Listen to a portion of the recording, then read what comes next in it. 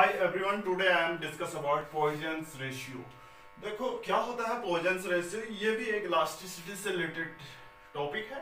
देखो when wire is loaded, when wire is loaded its length, when wire is loaded its length increases but its diameter decreases. अगर हम क्या करते हैं, कोई वायर है आपकी, ये वायर है, इस पर हम लोड अप्लाई करते हैं, ये वायर है, अगर हम इस पर फोर्स अप्लाई करते हैं, लोड अप्लाई करते हैं, खींचते हैं, तो इसका डायमीटर क्या हो जाता है आपका। देखो ये खींचेंगे तो डायमीटर कम हो जाता है।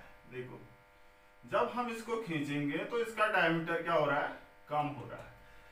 देखो इसका डायमीटर कम हो रहा है, इसकी लेंथ पहले इतनी थी, डी इतना था, कैपिटल डी इतना था, कि अब इसकी जो डायमीटर रह जाती है इतनी बन जा रही है, यानी ये आपकी d माइनस डेल्टा डी बन जा रही है। देखो खींचने पर पहले इसका डायमीटर क्या था, कैपिटल डी था भाई, और डायमीटर देखो when wire is loaded its length increases, इसकी लेंथ पहले l थी और इंक्रीज कितनी हुई, ये लेंथ l है और ये इंक्रीज कितनी है, डेल्टा l है। कब, जब हमने इस पर लोड अप्लाइड किया।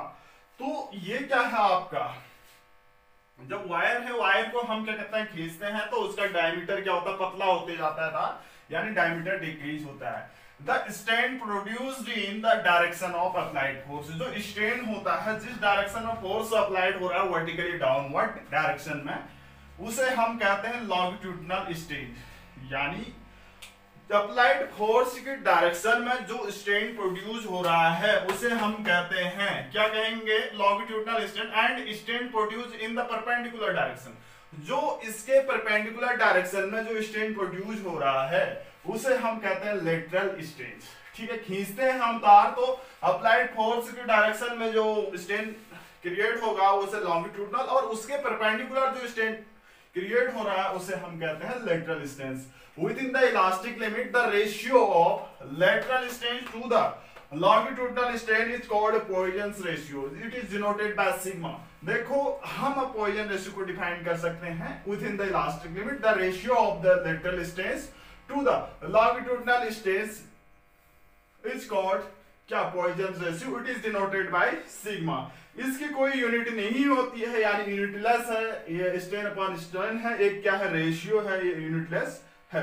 सपोज करो एक लोडेड वायर है जिसकी लेंथ क्या है, हमारी L है, क्या है, लोडेड वायर है जिसकी लेंथ क्या है, हमारी L है, और उसकी इंक्रीज हो रही है, L प्लस डेल्टा L हो जा रही है लोड अप्लाइड करने के बाद, F फोर्स अप्लाई करने के बाद, और उसका diameter D minus delta D क्या हो रहा है, डिक्रीज हो जा रहा है। ये D माइनस डेल्टा D है भाई, ये वाला terms d minus delta D decrease हो जा रहा है। तो लॉन्गिट्यूडिनल स्ट्रेन की बात करते हैं। सबसे पहले लॉन्गिट्यूडिनल स्ट्रेन क्या होता है, change in length upon original length होता है, ये होगा आपका delta L upon L.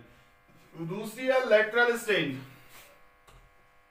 Lateral strain, देखो ये क्या होगा आपका, माइनस डेल्टा डी, यानी माइनस मींस डेल्टा डी क्या हो रहा है, डिक्रीज हो रहा है अपॉन डी, इसे हम कहते हैं लेटरल स्ट्रेन।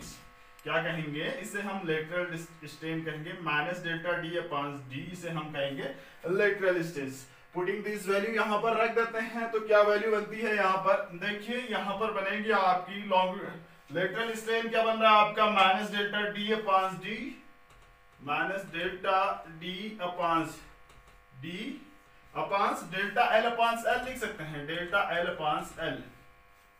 तो यहां से जो सिग्मा आएगा कितना बन रहा है सिग्मा, तो माइनस डेल्टा माइनस एल ऊपर चले जाएगा, माइनस एल अपांस डी, देखो माइनस डेल्टा डी अपांस एल था, तो ये डेल्टा डी अपांस क्या बन रहा है, delta L.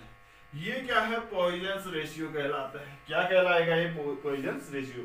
Negative sign indicates the, क्या इंडिकेट कर, longitudinal and lateral strain are opposite sense, जो आपके लॉन्गिट्यूडिनल और लेटरल स्ट्रेन है एक दूसरे के अपोजिट सेंस में है, ये नेगेटिव साइन ये इंडिकेट कर रहा है।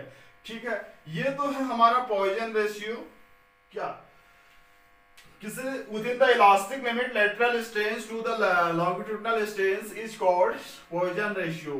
Elastic limit unitless and dimensionless क्या है, फिजिकल क्वांटिटी है। तो इसके साथ ही अधिकांश टॉपिक हमारे क्लियर हो गए कि इलास्टिसिटी के।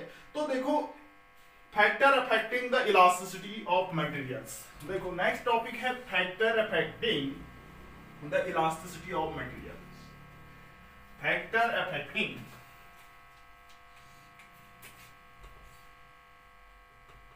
factor affecting the elasticity factor affecting the elasticity of material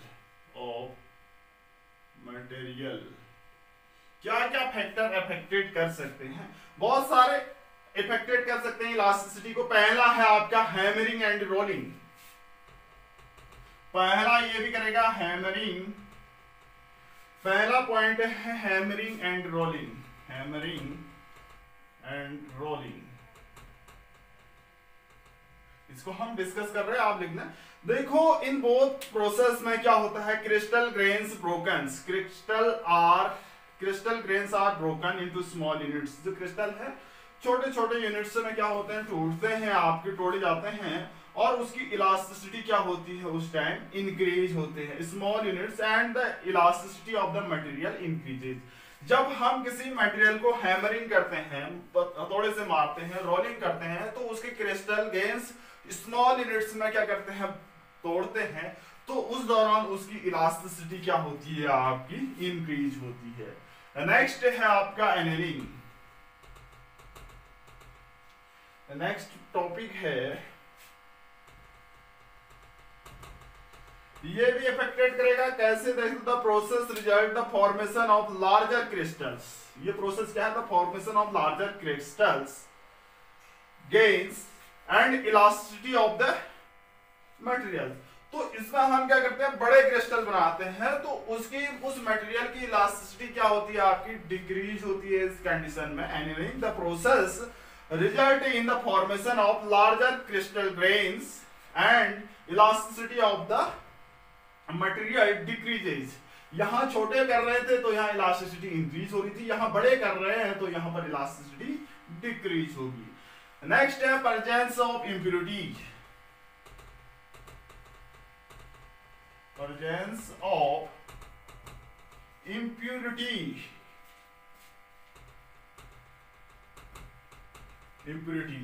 देखो इसमें क्या है, depending on the nature of the impurities of the elasticity of the materials can be increases or decreases। यानी impurities पर भी डिपेंड करेगी कि उसकी इलास्टिसिटी इंक्रीज होगी या डिक्रीज होगी, impurity पर भी डिपेंड करेगी। लास्ट अफेक्टिंग कारक है आपका टेम्परेचर।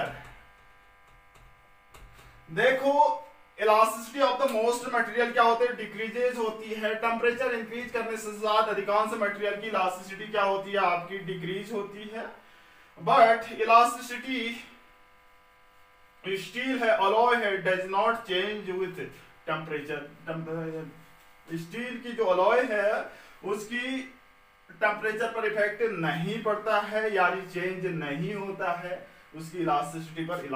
ठीक है। इसके बाद आता है एक इलास्टिक फैटिग आता है आपका। इलास्टिक नया टॉपिक है, खाली है, पूछा भी जा सकता है। इसे हम कहते हैं फैटिग, इलास्टिक फैटिग। इसे क्या कहेंगे, एक खाली एक डेफिनेशन है, टर्म्स है इलास्टिसिटी से। The elastic fatigue is defined as loss of the strength of the material caused due to the represented alternating strains to which material subjected। देखो कैसे defined, loss of the strength of the material caused to the repeated alternating strains। Bar bar strain को repeat करने का जो कारण होता है उसे हम क्या कहते हैं, इलास्टिक फैटिग कहते हैं। ठीक है। इसके नेक्स्ट वीडियो में हम पढ़ेंगे एनर्जी स्टोर्स, जो लास्ट टॉपिक होगा।